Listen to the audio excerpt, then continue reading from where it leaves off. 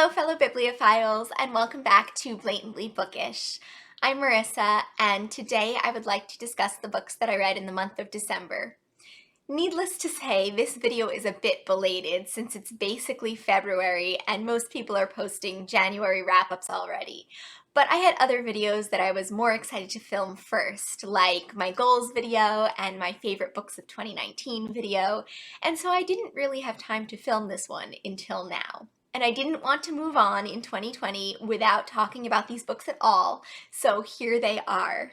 The first book that I finished in the month of December was a nonfiction book that I listened to on audiobook, and that was Meg Jo Beth Amy, The Story of Little Women and Why It Matters by Anne Boyd Rue. It's all about the book Little Women's cultural influence and legacy. It's very accessible literary criticism and was an absolutely fantastic read. I'm actually not going to mention any more about it here because I filmed a whole video on it, which I didn't originally intend to do, but I just had so much to say about this book that I decided to separate it from this December wrap-up. So please look out for that video soon. It should be the video I post next week. And then I was in the mood for something Christmassy, so I picked up Hercule Poirot's Christmas by Agatha Christie. I really enjoyed this one. It isn't a cheery Christmas tale, though. It's about the darker side of Christmas, the hypocrisy and the family drama. It centers around the Lee family and how their Christmas family reunion was more murderous than merry. The story takes place in the country home of the elderly Simeon Lee, who amassed a large fortune by being a ruthless businessman. He's hated by his family for his selfishness and tyrannical cruelty, and decides to invite them all to his home for the holidays under the guise of making amends. In reality, he's interested in entertaining himself by stirring up family drama. The family hasn't been together in years and are suspicious of each other and Simeon Lee's motives. This is such a fun, claustrophobic little locked room mystery, and in fact, it's the locked room scenario that makes it feel even more insular because the entire family is in the house at the time of the murder and then relegated to remain in the house until the murder is solved by the dashing Poirot, of course. Simeon Lee is an eccentric rendition of a Scrooge-like figure, and each of the family members have their own intriguing stories and motives. If you think your family has drama over the holidays, you should read this book and have a good laugh.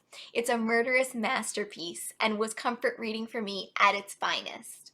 The next book I finished was Framley Parsonage by Anthony Trollope. This book was absolutely amazing, and I only regret that it took me so long to finish it. I do this sometimes with long classics where I start them and I love them, but I don't want them to ever end, so I let months go by without reading them. But eventually I start forgetting what's going on in the story, and that's when I feel the need to pick them up again and finally finish them. And this is exactly what happened with Framley Parsonage and is what is currently happening with Little Dorrit at the moment. Does anyone else do this, or am I just extremely peculiar? Framley Parsonage is the fourth book in the Barsetshire Chronicles series by Anthony Trollope. The book centers around the character of Reverend Mark Robarts, who earns a comfortable living at Framley Parsonage due to Mrs. Lufton granting him this cushy, reliable position.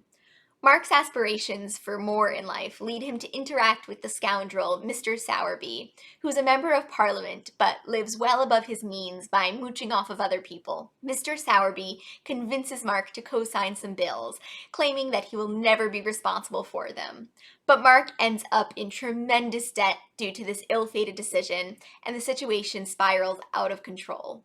The book is all about how he manages this difficult situation and how it affects his relationships with everyone, really. His wife, his friends, Lady Lufton, and his sister Lucy. Like all of the Barsetshire Chronicle books so far, there is a subplot of romance in this, but I found the romantic plot in this one to be rather reminiscent of the story of Dr. Thorne, which is the third book in the series, and not as exciting as the other aspects of this novel.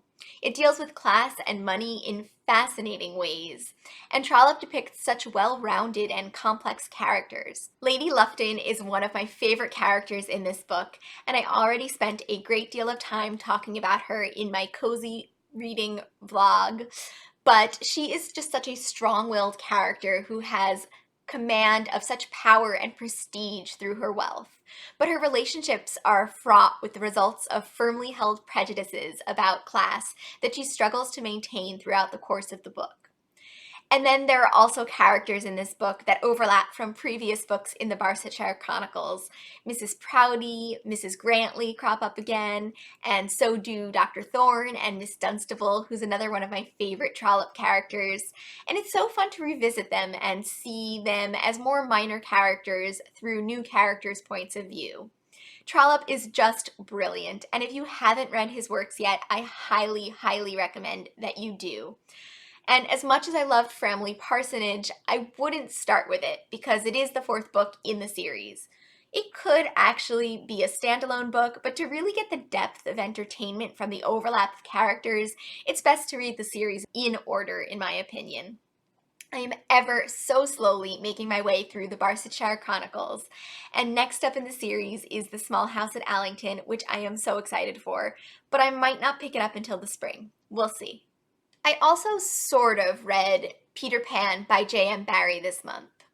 Let me explain what I mean by that. I listened to an audio version of this on Audible. I put it on the way to work one morning, and I was rather astounded to find out that Peter Pan took place during the London Blitz of World War II.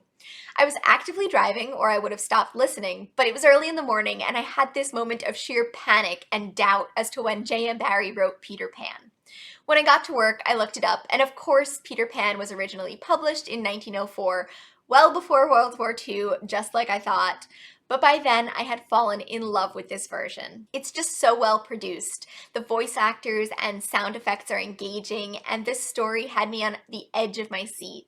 Plus, it was only about 3 hours long, so I decided to listen to it anyway. I've never read the original Peter Pan. I mean, that's what I thought I was doing when I was listening to this, so I can't speak to how the adaptation compared to the original. But I spent most of the time that I was listening to it wondering how true to the original this was. I have a feeling that it had some major differences to the original text that I'm not aware of. I loved the villainy of Hook and how it seemed to stem from his jealousy of Peter's youth. I thought Smee was a fascinating character in his own right, and not just the bumbling comedic sideshow that is portrayed in the Disney movie. This version looks at gender and specifically motherhood in interesting ways. It explored this theme really well with Wendy and the Lost Boys, as well as with the role of Mrs. Darling. But I thought that it could have done more with Tiger Lily's character.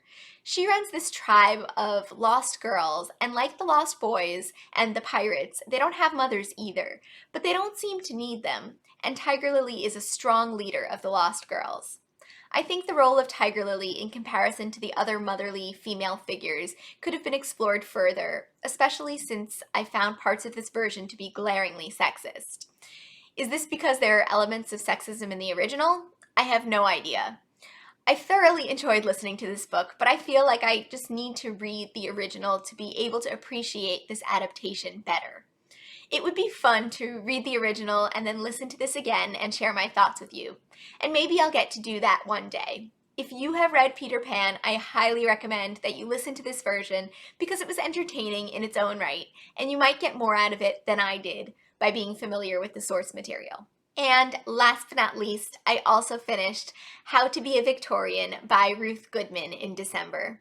I discussed this a bit already in my Favorites of 2019 video because it was the only nonfiction book of the year to be included in my favorites and in that video. And I promised that I would share more details about it in this wrap-up. So here we are. This book goes through a day in the life of a Victorian person from dawn to dusk and includes everything he or she might have done. It talks about the kinds of things that we wouldn't necessarily pick up from reading Victorian novels. The book really got me thinking about Victorian life in new ways.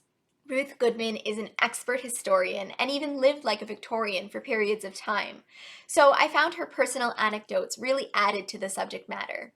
So now for some of the more interesting details and thoughts that I took away from this book. Did you know that the Victorians did not have indoor heating? It seems quite obvious, but have you ever really thought about what that meant for daily life?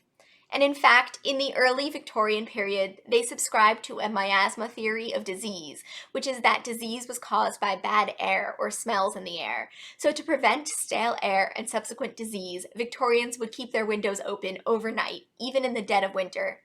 The thought of this alone makes me shudder. I am always cold, so just the thought of waking up in the morning to an inside that was as cold as the outside gives me chills. And then, as a dentist, I naturally found the section on toothpaste and oral hygiene fascinating. Common ingredients in toothpastes of the time period included chalk, cuttlefish, soot, and charcoal, which is oddly making a comeback lately. But most interestingly, Victorian wanted their toothpaste to look like gum tissue and be pink or red. Most modern-day toothpastes are meant to evoke the color you wish your teeth to be, not your gums. So they're a bright pearly white, or in some cases they're green or blue, I guess to make you think of mint or cleanliness. Not really sure about that one. But pink and red are not such common toothpaste colors unless you have a particularly strange flavored toothpaste or one that's probably marketed towards kids. I was also shocked by just how bright the dresses were with the advent of aniline dye. It's almost like neon colors from the 1980s. I feel like we have this perception of how Victorians looked from that quintessential picture of Queen Victoria all dressed in black and wearing really drab clothing. But in reality, Victorian fashion was so much more vibrant and also changed drastically throughout the era. And Ruth Goodman makes a fantastic point about how the clothes we wear actually affect us. They can change your general posture when sitting or standing or moving, and they can make some movements easier or more difficult. Goodman even states how she uses different techniques to accomplish the same tasks, depending on what time period and social class her clothing is from. It explains why clothes were so varied based on location and class in the time period. And the last tidbit of information from this book that I'd like to chat about before I bore you all to death with my Victorian obsession is the serious infant opioid epidemic of the Victorian era. Opiates were routinely administered to newborns to keep them quiet and to cure a whole range of ailments. Ironically, the opioids actually made the infants sicker and led to loss of appetite, which at that age could really lead to death. Not to mention how easy it is to overdose an infant. The drugs were actually recommended by doctors, and even when opioids were known to be dangerous, later in the century, they were still administered due to false advertising. So anyway, this book is full of fun facts like those, but it also made me think about my perceptions of history. Ruth Goodman has an uncanny way of making history come to life and making the past feel so personal. Her book makes me wonder, how are some of my notions of the Victorian era clouded by ideas that were perpetrated by later time periods, including my own? And how will today's society be thought of in the future? This is a superb book, and the fact that I found ways of talking about it in 3 separate videos speaks to how wonderful it is. So, those were the books that I read in the month of December. If you've read any of them, I'd love to hear what you thought of them in the comment section down below. And if you haven't read any of them, do you think you'll give them a try soon? Be sure to look for my video on Meg, Jo, Beth, Amy soon, and my January wrap-up as well, which will hopefully not be quite as late as this one was. I hope you're all having a wonderful reading year, and I look forward to seeing you in another video soon. Bye!